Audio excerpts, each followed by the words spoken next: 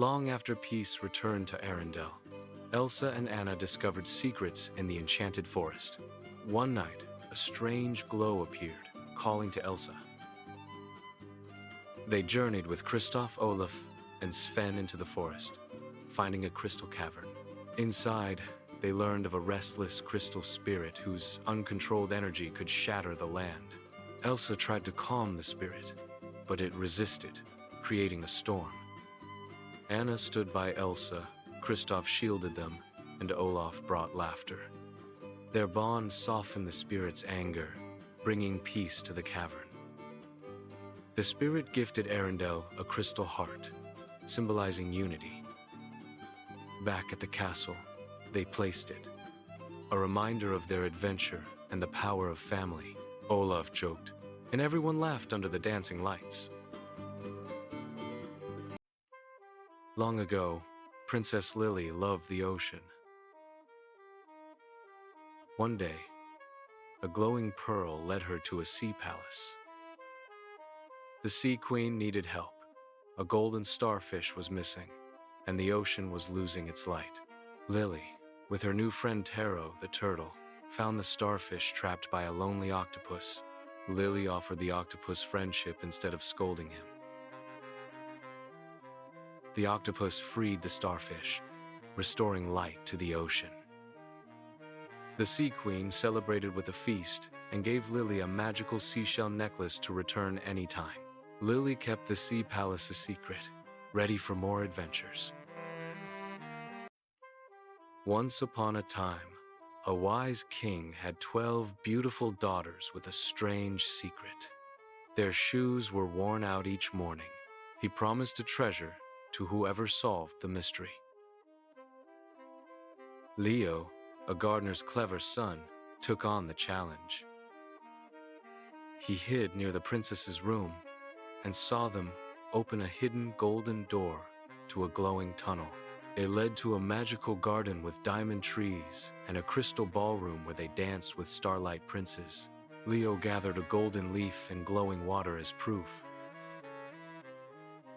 The next morning, he revealed the secret to the king, who was amused. He allowed the princesses to visit the garden openly and made Leo the royal explorer. Sometimes, the princesses invited Leo to dance with them in their magical garden.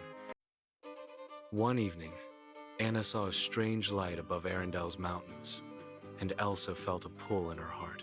They found a scroll about the moonstone, a crystal that controls shadows, hidden in the misty peaks. Worried it could darken Arendelle, they set out with Kristoff, Olaf, and Sven. They faced moving trees, whispers, and long shadows. In a hidden valley, they found the moonstone guarded by the Keeper of Darkness, who warned of facing their shadows. Shadowy versions of Anna and Elsa appeared, echoing their fears. Anna declared they'd face them together. Elsa used her magic to reflect the moonstone's light, scattering the shadows. The Keeper vanished, leaving the moonstone hidden.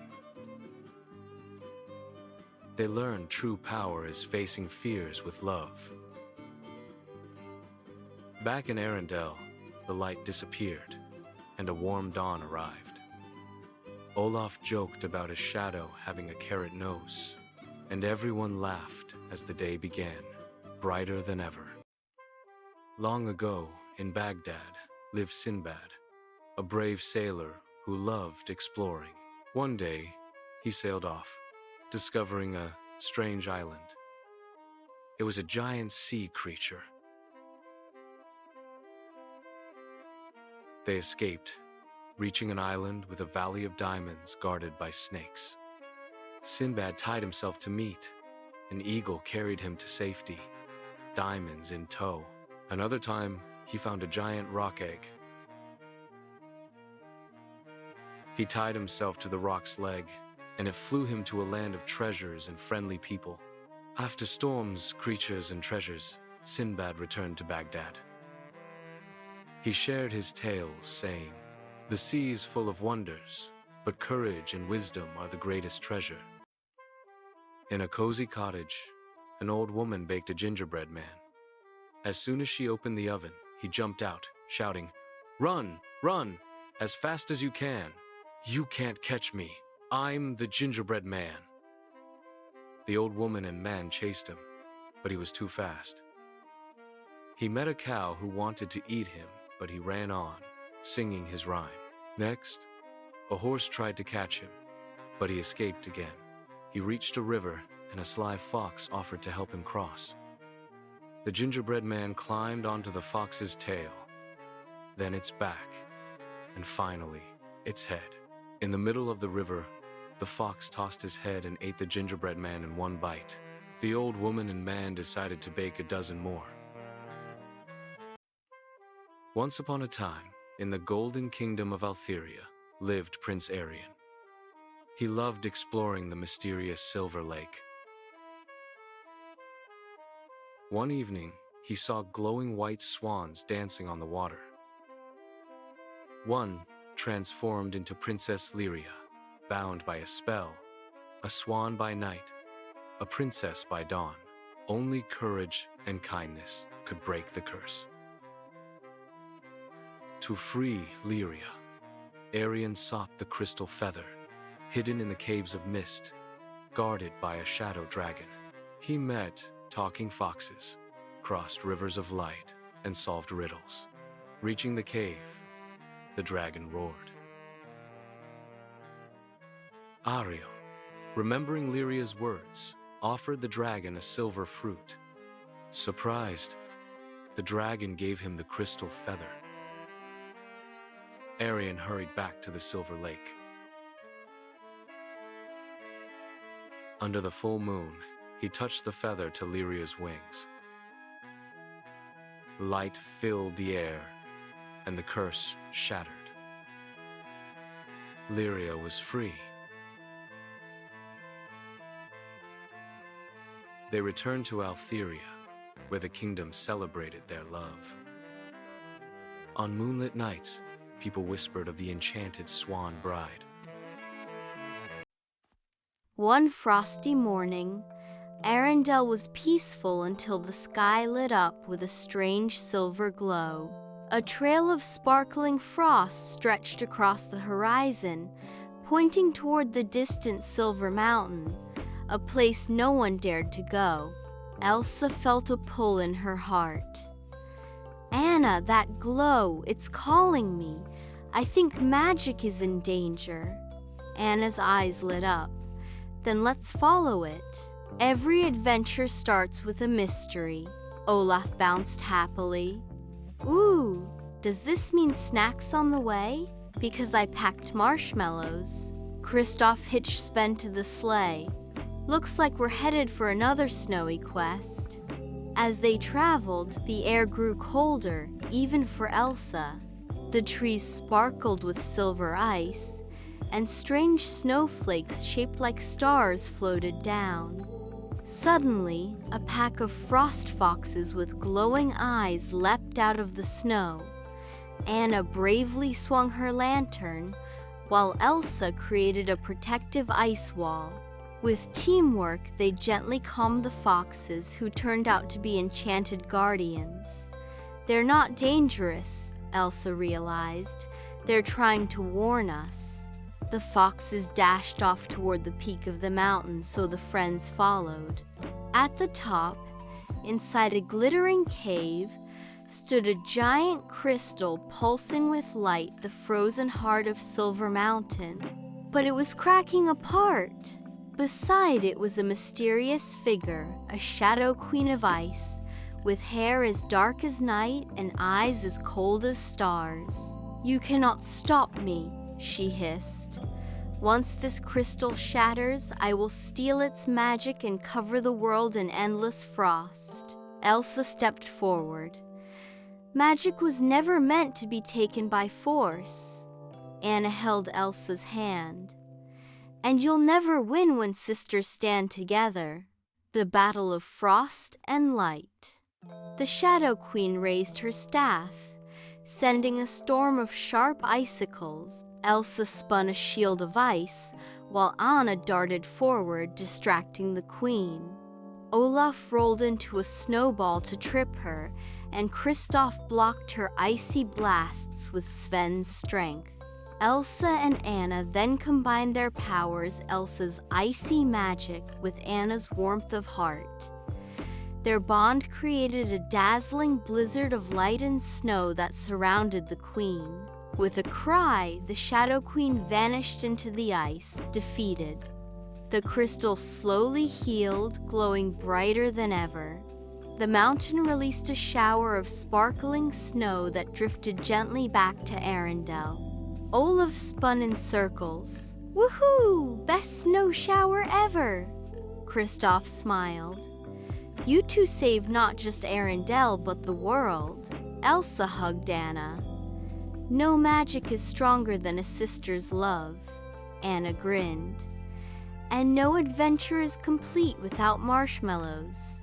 Together, they returned home under the silver glow of the mountain, their hearts full of courage and joy, ready for whatever mystery awaited next. Elsa's shy snow spirit finds her voice. Once upon a frosty evening in Arendelle, Elsa wandered through the snowy woods near her castle. Her magic sparkled gently at her fingertips as she breathed in the crisp, icy air. Suddenly, she felt something different. A faint, shimmering light peeked out from behind a snow-covered pine tree. Curious, Elsa followed it. There, hiding among the snowflakes, was the tiniest snow spirit she had ever seen. The spirit had twinkling eyes like frozen stars and a soft, glowing body made of swirling snow dust. But it looked nervous, shivering as if afraid to be seen. "Hello there," Elsa whispered kindly, kneeling down. "Don't be afraid." The snow spirit opened its mouth, but no words came out, only a tiny puff of frosty mist. Elsa realized the little spirit was shy and couldn't find its voice. Over the next few days, Elsa visited the spirit often. She sang gentle lullabies, let it dance in the snowflakes she created, and told it stories of her own childhood fears. Anna, Olaf, and Kristoff soon joined in, cheering the spirit with songs, laughter, and snow games. But the spirit still couldn't speak. Then, one night, a fierce winter storm swept across Arendelle. The winds howled and the villagers grew frightened as snow piled high on rooftops. Elsa felt the storm was too strong even for her magic alone. Suddenly, the shy snow spirit floated into the sky. Its body glowed brighter and brighter, until at last it let out a voice. Not a timid whisper, but a pure, magical song. The spirit's melody wrapped around the storm like a warm blanket, calming the wild winds and turning the blizzard into gentle snow. When the storm cleared, the villagers cheered. Elsa looked up at the spirit, smiling with pride. "You found your voice," she said softly. The little snow spirit twirled happily in the air, no longer shy, but glowing with courage. From that day on, it became Elsa's snowy companion, sprinkling joy wherever it went, reminding everyone that even the quietest voice can hold the strongest magic.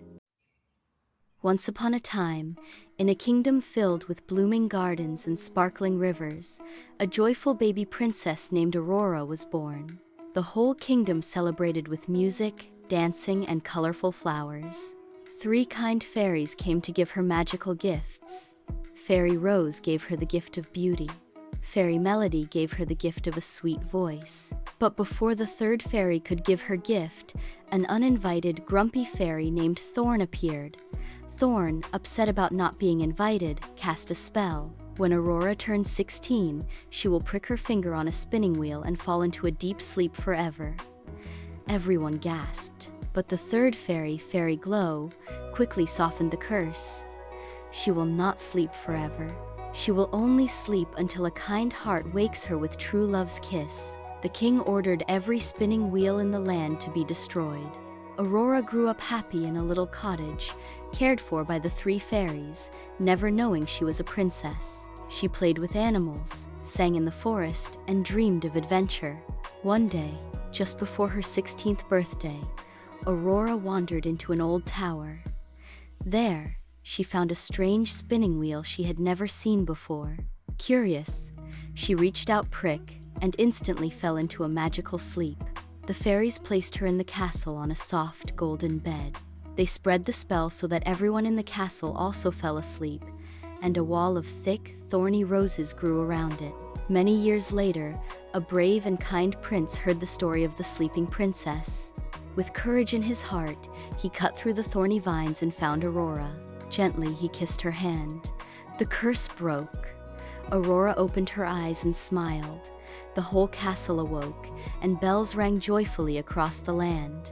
Aurora and the prince became great friends, and later, they ruled the kingdom with kindness and laughter. And so, the princess who once slept for many years lived happily ever after.